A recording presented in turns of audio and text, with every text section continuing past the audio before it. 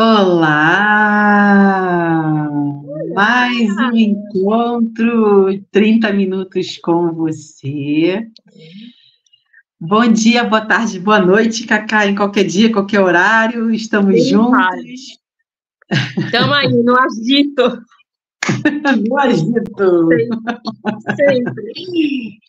E hoje a gente vai falar de quem nos ajuda a agitar, né? Sem elas, fica mais difícil. A gente pode agitar também, mas ela que leva a gente, elas que levam a gente para os lugares, né, na maioria das vezes, que são as nossas pernas, as nossas articulações, né? Isso. O que a gente pode trazer sobre isso tudo, né? Porque as nossas pernas, claro, todo um conjunto que tem aí a ver com os nossos pés, enfim, mas o como a importância, né, e como essas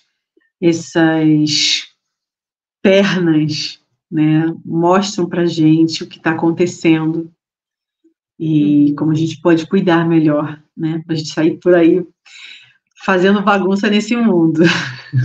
Para a gente sassaricar, né? Sair sassaricando por ali. Exato.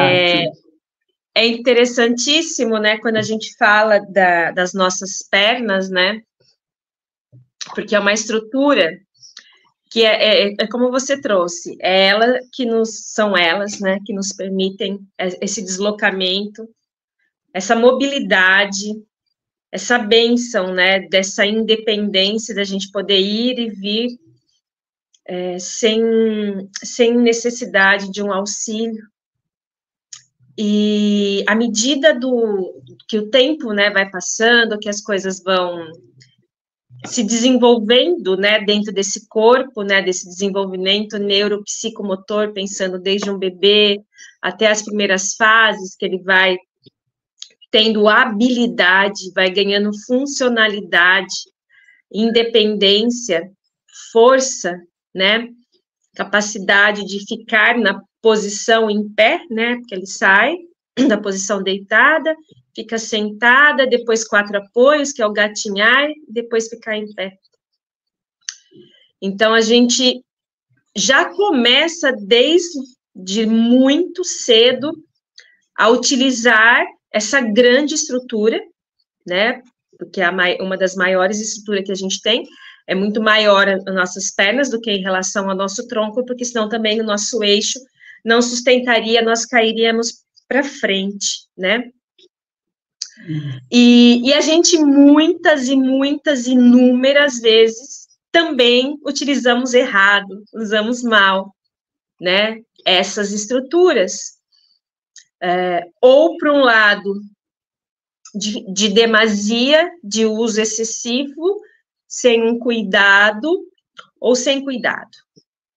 Sempre o centro, né, que a gente fala, o ponto de equilíbrio, muitas vezes a gente não faz uso dele até uma determinada fase da nossa vida, da nossa idade, só depois que a gente começa a trazer um pouco mais de consciência, que aí a gente faz o que deveria ter sido feito lá atrás, no sentido de preservação, principalmente de preservação, uma vez que essas estruturas vão se desgastando, principalmente a parte óssea, osso com osso, raspando, dói, fere, machuca, né, traz os processos totalmente aí inflamatórios, muitas vezes levando às limitações.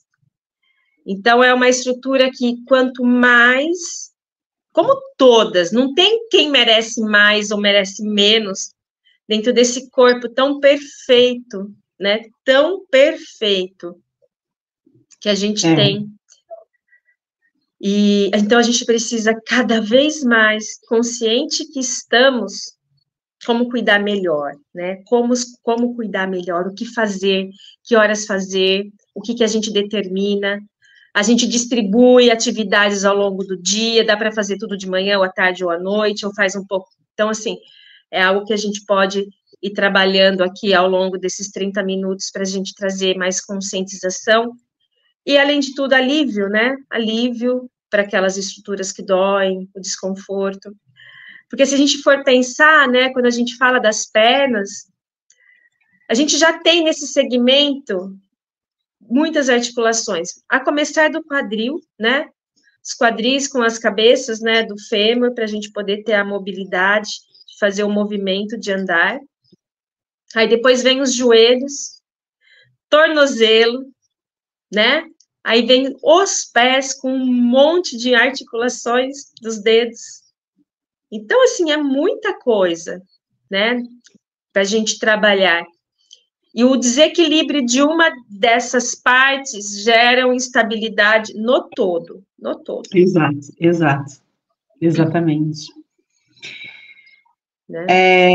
Eu estava aqui pensando, né, tanto porque, enfim, a gente, é isso, usa, né, o tempo todo as nossas pernas, até mesmo para sentar, até mesmo para deitar, fazer tudo, a gente se movimenta. Tudo.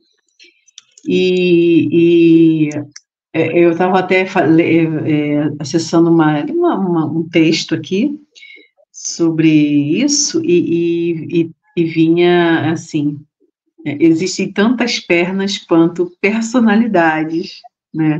Ou seja, cada um tem as suas pernas e aquelas suas pernas representam como a pessoa né? Isso. E de uma forma geral, né, claro, cada um vai ter a sua estrutura e vai ser condizente com o seu corpo, com a forma, com o formato do seu corpo e como aquele corpo foi trabalhado ao longo da vida, né? Porque a gente não é só a estrutura que a gente recebeu genética, né? Genótipo, né? Que a gente fala do que a gente veio da estrutura, enfim, familiar. Mas a gente é também o resultado de como a gente trabalhou aquilo, né? Se desde cedo você fez uma determinada atividade, você vai moldando aquele corpo, e a gente vê muito claro, né, acho que é muito claro, específico, visível, quando você vê uma criança que faz essas atividades muito específicas, né, tipo ginasta, né, ou uma criança que faz futebol desde pequenininho, que tem essas demandas das pernas, do corpo de forma geral, mas das pernas. Então, às vezes a gente vê criança pequenininha com a perna super definida, bailarina, dançarina. Nossa, total. Super definido, né, desde muito cedo, né? Então, assim, é um trabalho feito sobre todo o corpo, né, no caso, mas naquelas regiões que são muito claras, que você pode até, às vezes, já sabe, ou é dançarina, ou é ginasta, ou, né, porque como pode ser tão pequena a criança e já tem uma musculatura tão definida a partir daquele trabalho que é feito, né? Isso. E, então, isso é uma coisa que a gente pode avaliar, né, no caso, e ao longo da vida também, a gente pode crescer. Eu, por exemplo, só fui fazer atividade física depois de 15 anos. Antes disso, não. E aí, o corpo vai se moldar mais ou menos pelo fazer ou não fazer, o quanto fazer, o que fazer, como fazer. Então, tudo isso vai definindo, vai moldando, né, o corpo. E é claro que também tem a característica daquele corpo, por exemplo, a pessoa que tem pernas grossas, né? Então, ali ela já tem uma diferença sobre aquela atividade que ela faz, às vezes até mesmo a roupa que ela usa vai para poder caber, para a perna poder ficar ali, ficar confortável, né? A roupa que vai ajustar melhor aquele corpo para determinada atividade, né? Isso. Então, tudo isso vai sendo ajustado com a gente conforme a atividade que a gente vai fazendo ou não. E eu achei muito interessante uma coisa que veio, assim, que era pessoas que têm pessoas que têm pernas muito musculosas, muito fortes, Porque também tem uma coisa da personalidade da pessoa, que a pessoa já busca aquilo. Tem gente que tem uma demanda de ser forte, que precisa, né, que sente uma necessidade, desde pequeno, ou desde a adolescência, ou da fase jovem adulta, ela tem uma demanda de um trabalho muscular, porque ela sente uma necessidade de proteção, ela precisa se proteger, ela inconscientemente, ela precisa ser forte, ela precisa, né, tem uma demanda daquilo, então ela vai buscar atividades que façam aquela hipertrofia, né, e tem vários esportes que fazem isso, né, Isso. E aí fala disso, daquelas pessoas que têm pernas muito fortes, e você vê aquelas pessoas que, né, às vezes parece um esforço, e eu via isso na corrida. Às vezes eu estava malhando lá na academia para a perna ficar forte, para o músculo dar sustentação para aquela atividade física, mas não hipertrofiar, não ficar exagerado. Era um músculo forte para conter as articulações, os tendões. Você pode explicar maravilhosamente bem sobre isso. Mas aí a gente via aquelas pessoas super hipertrofiadas. Super hiper, olha isso. E aí, quando a pessoa ia correr, caraca, que tragédia. Era um esforço. Parecia um elefante numa loja de louça. Não consegue. Um esforço danado. O corpo não é. Precisa para determinadas atividades, precisa de uma leveza. Né? Então, mostra a postura daquela pessoa também. Ela precisa fazer muita força na vida. Uma forma que aquele corpo se apresenta, que aquelas pernas se apresentam, né? De estrutura forte, ela precisa estar ali. Tudo. E ela. Isso é uma postura na vida. O corpo mostra muito isso. Ao mesmo tempo que pernas muito finas, você fala, nossa, parece que vai quebrar. Às vezes a gente vê pessoas, gente, às vezes nem tem musculatura, parece que não tem músculo, né? Então, assim, uma fragilidade, e mesmo que a pessoa busque mais atividade, que hipertrofie, é um condicionamento do próprio corpo, que tem uma particularidade daquela pessoa. Isso. Daquela personalidade, né? Então, é muito interessante, né? Como a gente falou da outra vez, né? O corpo mostra quem você é, de alguma forma, né? É verdade. Então, e você falando das pernas, né? Que ela representa uma personalidade, me veio aqui, né? A gente sempre vai fazendo vai chegando coisa, né? Olha, se a gente fizer o exercício de a gente se olhar no espelho, olhar para nossas pernas, todos os dias, a gente vai fazer essa leitura que você acabou de dizer. O que é que está acontecendo conosco em determinadas etapas? Por que eu estou trazendo isso?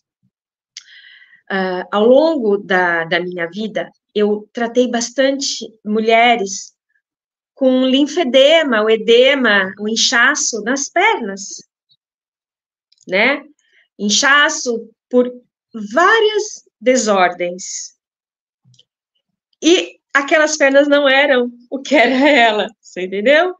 Então, elas me diziam, eu não reconheço esse meu corpo, né? Porque realmente ele estava transformado por um excesso de líquido, por uma alteração no sistema linfático. O linfático não estava filtrando os líquidos que fluem pelo nosso corpo.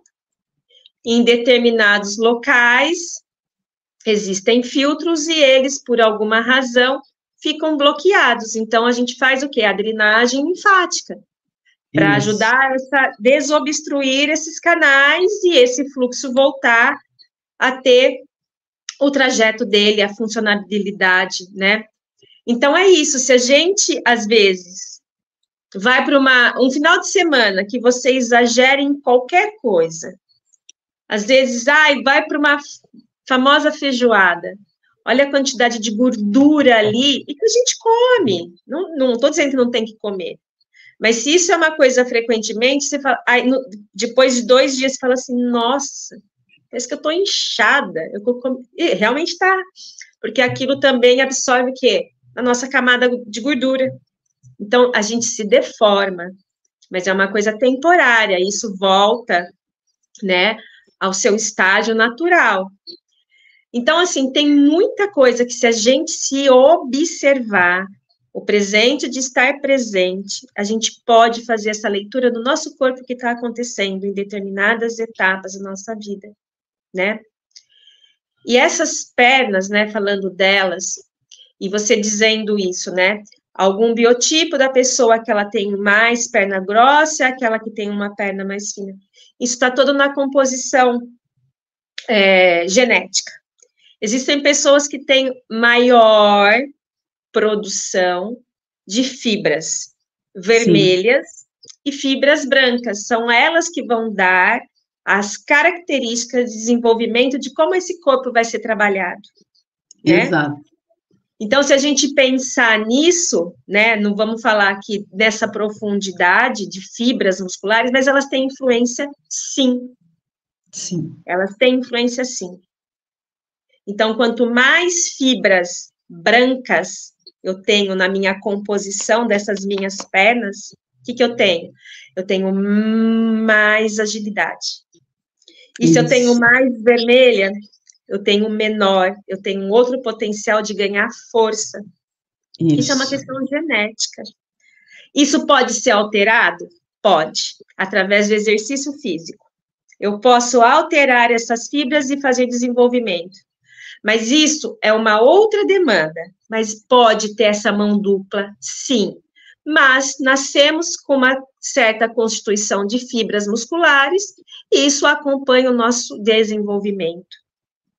E mais uma coisa é fato, quanto mais forte, e forte não é sinônimo, se eu tenho 50 centímetros de coxa, se eu tenho 10 centímetros de força, não é isso, não é isso. Eu posso ser magra, mas eu tenho um músculo que ele foi trabalhado ao ponto dele criar uma estrutura de proteção para os meus quadris, para os joelhos, para o meu tornozelo e por todas as articulações dos meus pés. Quanto mais força eu tenho de músculo desenvolvido, mais proteção para a minha articulação. Quanto mais velha eu fico, menos desgastes eu trago, mais mobilidade eu tenho, mais independência eu tenho, mais ação eu tenho. Qualquer coisa que já começa a sair desse patamar, eu posso vir a desenvolver algumas limitações. Mas a base para essas curas é a atividade física, não tem como fugir, não tem como ser de outra forma, não existe, não existe. Exato. Não é uma pílula que você compra na farmácia, você tem que fazer, não tem outro jeito. E a gente fala disso, né? Não adianta dizer, isso aqui vai formar músculo, isso aqui é proteína. E faz o que com isso? Joga tudo pro fígado e pro rim, para eles drenarem, filtrarem, porque você não está usando.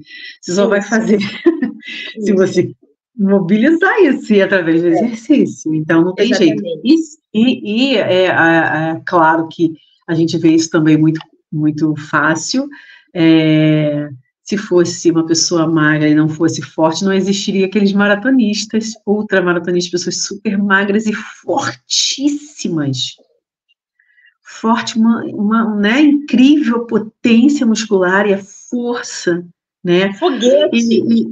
Não é para aquele tipo de atividade, assim como um ginasta, daqueles caras que pegam a pendurance, que eles têm super robustos, a perna super forte, mas para outro tipo de força, né? Então, cada um vai ser trabalhado de um jeito, e aí a pessoa até mesmo que busca uma atividade que prestigie aquela sua potência. Exatamente. Né? E se um cara que tem uma musculatura menor e tudo, mas ele pode ser muito forte, ele vai fazer atividade que beneficia, que propicia ele ter ganho naquilo, né? E vice-versa.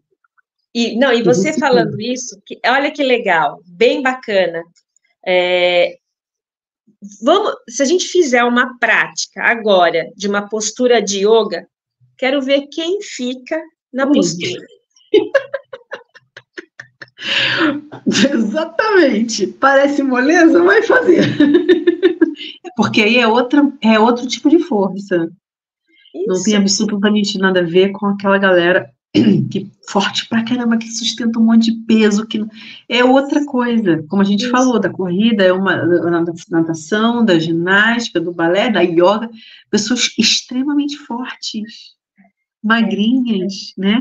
Mas ou não, que nem sempre todos são magros, mas tem uma força completamente diferente que nem todos nós conseguimos, está longe de conseguir, aliás, não vai fazer, não vai fazer, porque não tem aquele trabalho, né? Isso. E as exigências que a gente coloca no nosso corpo, e aí está sobre as pernas, porque é ela que nos leva para lá e para cá, todos os dias, o tempo todo, e como isso se manifesta, né? Seja nos joelhos, através das articulações dos joelhos, que ficam ali bastante comprometidas, né? Seja pelo esporte ou pela ausência dele, pelo mau uso, né? Tanto fazendo ou não fazendo atividade, porque a gente faz de mau uso, tanto fazendo quanto não fazendo. Como não fazendo, exato. Os excessos, né? As demandas, e aí a gente aqui tem muito uma coisa da exigência, né, do uso, e também falando um pouco do subjetivo, né, do que está aqui, que influencia em tudo, né, as exigências que a gente tem no dia a dia de não se colocar no lugar de humildade, no sentido de até aqui eu consigo, até aqui não dá mais, e se eu for além eu vou me ferrar, e a gente se ferra, né? E aí pode ser tanto numa atividade física, quanto todos nós alguma vez já tivemos lesões, porque exagerou, porque o corpo falou e a gente não parou, porque estava fominha, porque queria mais, porque tinha que cumprir alguma coisa, né, que a gente achava que tinha, uma exigência pessoal, né, de dar conta de tantas coisas na vida, seja do dia a dia, das tarefas, das posições que a gente ocupa na vida, que a gente se coloca, os títulos, os rótulos, e essa exigência parece que não só da demanda física, mas do emocional, de tudo que a gente se maltrata, tendo que carregar, isso vai influenciar lá nas articulações. Em todas do corpo, não só da coluna, dos ombros, né, e vai descendo, e vai chegando embaixo, né, que está sustentando todo o peso. Isso. É um desgaste que vai ter, às vezes, até mesmo rompimento, né, de tanta exigência que a gente não conseguiu dizer assim, tá bom, eu dou o braço a torcer, né, e aqui, no caso, eu dobro o meu joelho, tipo, eu vou aqui ficar, ok, a gente não se dobra, a gente não aceita, a gente não amansa, né, a coisa, e aí a estrutura vai esfarelar, vai ruir, vai dar ruim, né? Vai dar ruim. Exato. Você falou exatamente isso. Quando a gente fala das estruturas que elas acabam sendo sobrecarregadas, uma das formas de manifestação dessa sobrecarga, geralmente é uma inflamação, ou de um ligamento, ou de um tendão, virando, né, um processo inflamatório. E esse processo inflamatório sempre, isso é sempre, está completamente ligado ao que você trouxe, a exigência. né? A exigência, o processo inflamatório, principalmente desses tecidos moles, estão relacionados à exigência. Então, quais são os vínculos, né, que a gente estabelece, de que forma a gente estabelece, por que que a gente estabelece, por que que a gente persiste até a cuíca roncar, que é isso que você falou. Esfarela, rompe, machuca, limita e te para. Porque se você não parar para olhar aquele desconforto, isso vai te custar mais um preço lá na frente, porque custa. Não tem jeito. O corpo, depois de uma determinada idade, de uma determinada fase, ele não tem muitas formas de regenerar-se como antigamente.